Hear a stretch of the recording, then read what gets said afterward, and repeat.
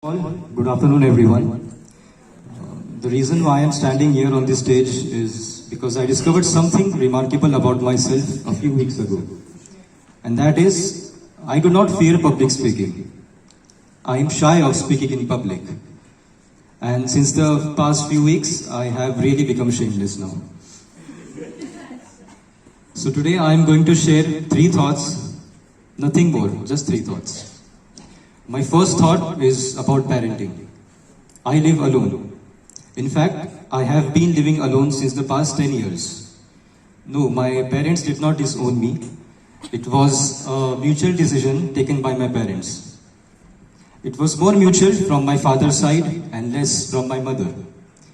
So my father, who is the head of finance and a finance business partner at one of the largest frozen food manufacturing company in Saudi Arabia, and my mother, who is a homemaker, both decided 10 years ago to send me to India.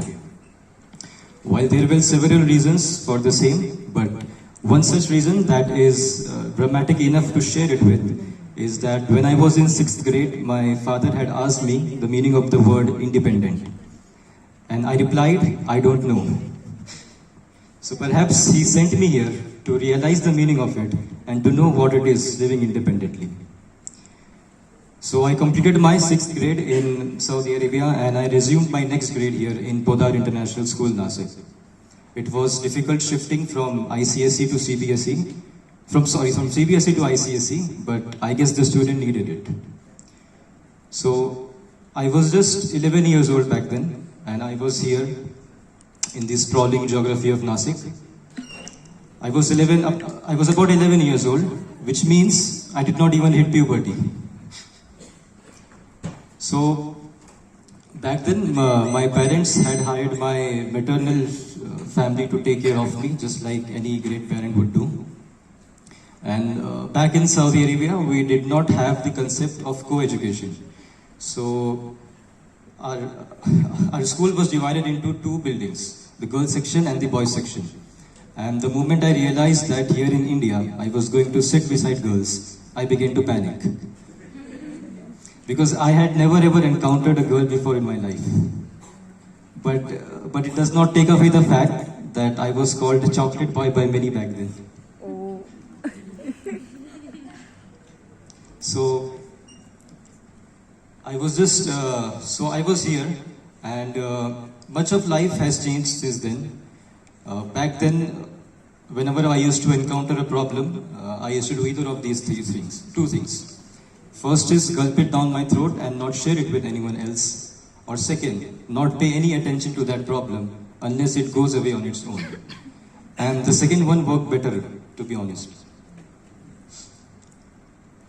And much of life's aspects has changed since then.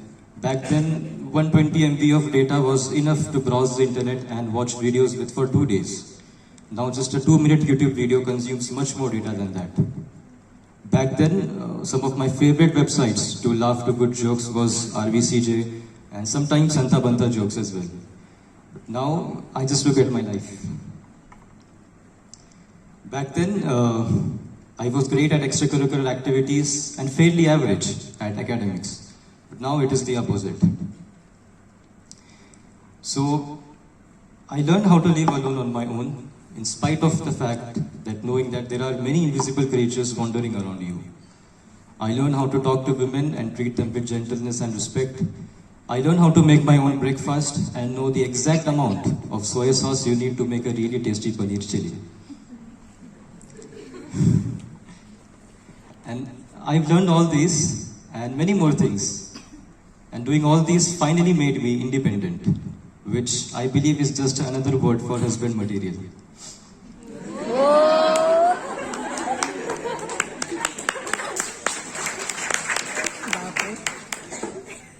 So I was just 11 years old, as I mentioned, but so foolish and fragile enough to fall into bad company.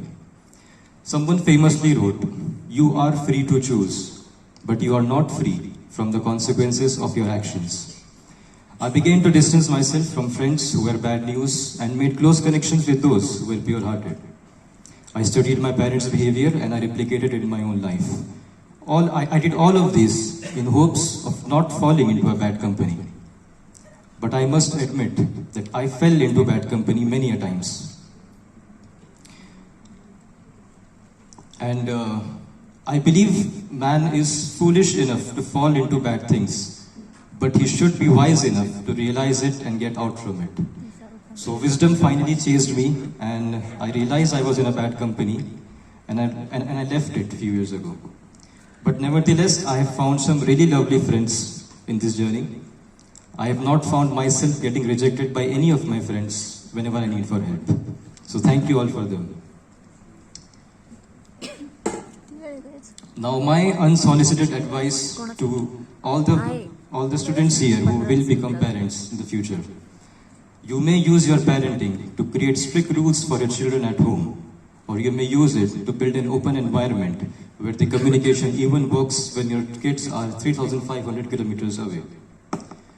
You may teach your kids how to learn to respect women and treat them with gentleness and kindness, or face the consequences of having them mistreated a woman.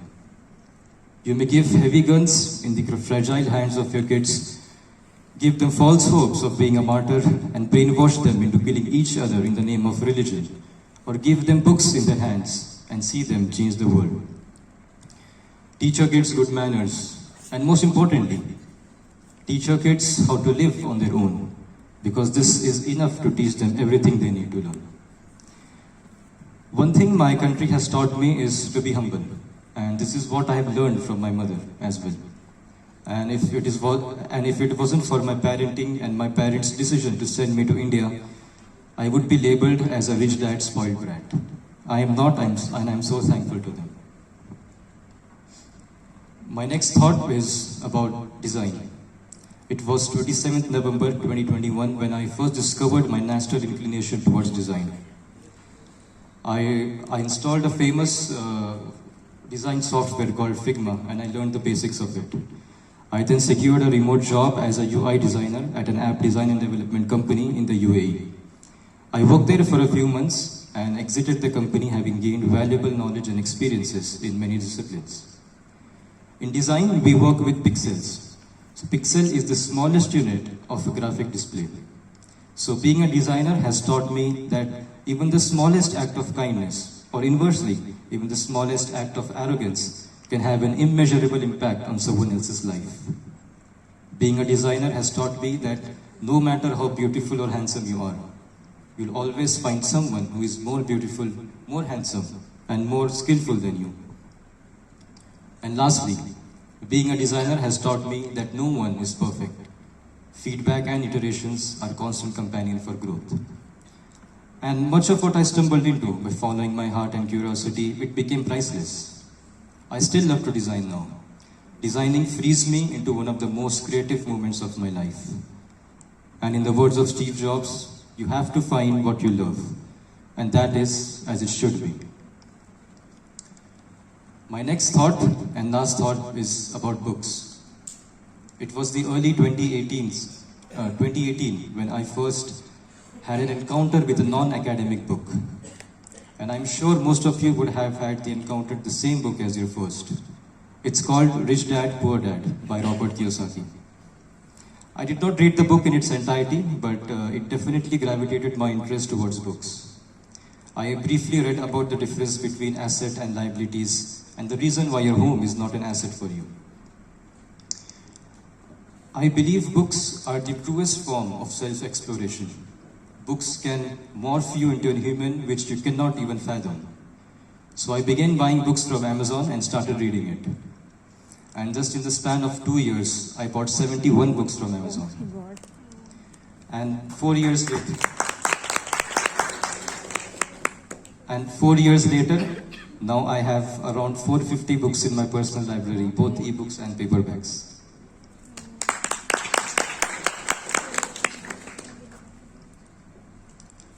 But someone famously wrote, knowledge is power only when it is applied. So you may read 1,000 books, you may read every business novel out there, you may read every business book that exists, but if you fail to apply it in your life, then you are not using it in the best form. So read good books, read many good books, share it with the world, and apply it in your life. And I'm sure if you do this, you will never ever be the same again. Now, all these three thoughts, which were masqueraded as advices, so parenting advice, advice about work, and advice about books, all of these three advices is an excerpt from a book called Reflections, which is written by someone whom I know personally. And I actually brought that book with me here, and I would like to show it to you all today, so you may see it and you may read it. So please excuse me for a moment, I will show you the book with you.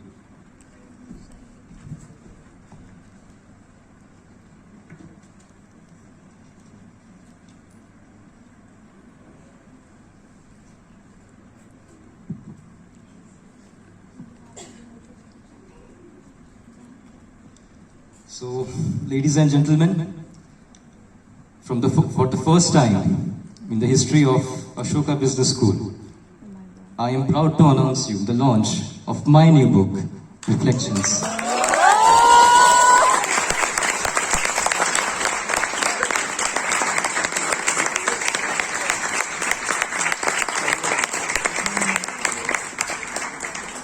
And having it on a discount today, right? yes. No, I'm not done yet, so please bear with me for a few minutes. Now, if I were to read, the subtitle is Thoughts on Life's Many Aspects, which is the same as this LPT session's title. Now, there's something written on top of this book cover. It's written from the author of Beyond the Boardroom, which means I have written another book which is called Beyond the Boardroom. Well, if that's true, कभी बोला नहीं उसने मेरे को talent they दो. ladies and gentlemen, for the second time, I am proud to announce you the launch of my second book, Beyond the Boardroom.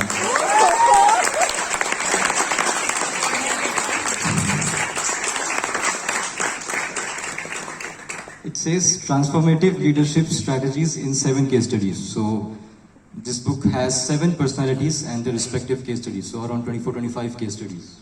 And it's a pretty thick book, 352 pages.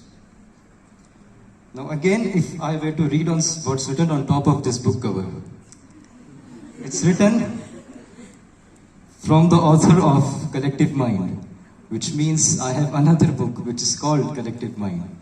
So if that's true,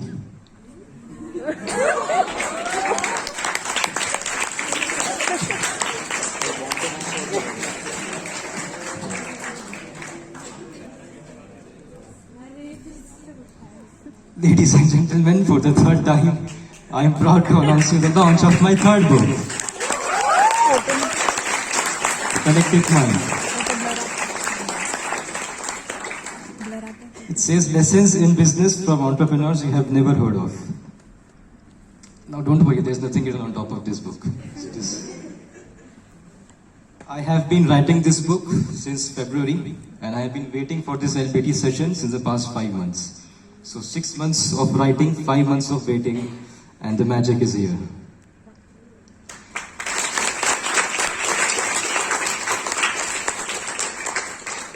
Now if you, okay, so these 3 books will be launched this year itself by December. And apparently if you launch, if you release 3 movies in a year, you are Shah Rukh Khan. But if you launch 3 books in a year, then you are Mazin Shaikh. So I'll let you know the most interesting part of this book. 2 of these books, which is Reflections and Beyond the Boardroom, these 2 books this year will be available in 30,000 bookstores across 150 countries.